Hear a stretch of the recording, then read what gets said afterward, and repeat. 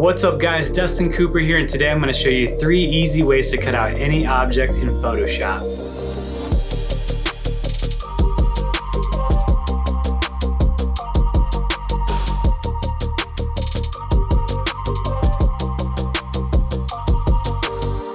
Welcome to the channel. Today we're going to talk about 3 easy ways to cut out objects in Photoshop.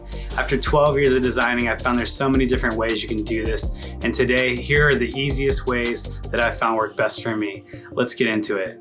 Alright, so the first way we're going to show you is you take your image on your desktop. Say you downloaded something from Google. I got these images from Unsplash and Pexels.com. So yeah, you put them on your desktop, and I'm going to right click and open with Photoshop. And it's going to bring it open. So the first way I'm going to show you is by using the object selection tool, which is over here. It's like a square box with an arrow. And then what you're going to do is hold down and then let go after you passed your object, and it's going to create a perfect cutout. Not always perfect, but this one is perfect. Looks good. I'm happy with that. So now I'm just going to hit Command C, Command V, copy paste, and then delete my background. And there we have it. I have a cutout shoe that I can now put a different background on or drag and drop it to something else. So there you go.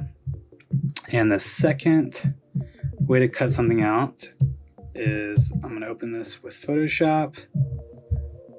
The second way, we're going to come over here, and there's going to be a drop down menu right here, and you're going to select the Magic Wand tool.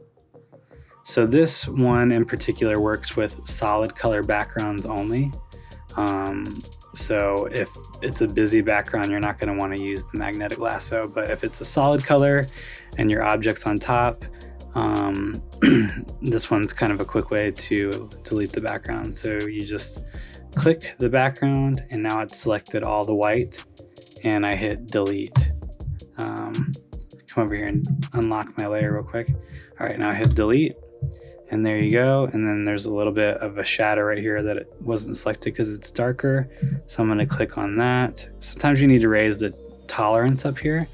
So if I lower the tolerance, it's going to select less of the color, and if I raise the tolerance, it's going to select more of that color. So I want to raise this to about 25, and I'm going to click in that circle, hit delete, click it, hit delete.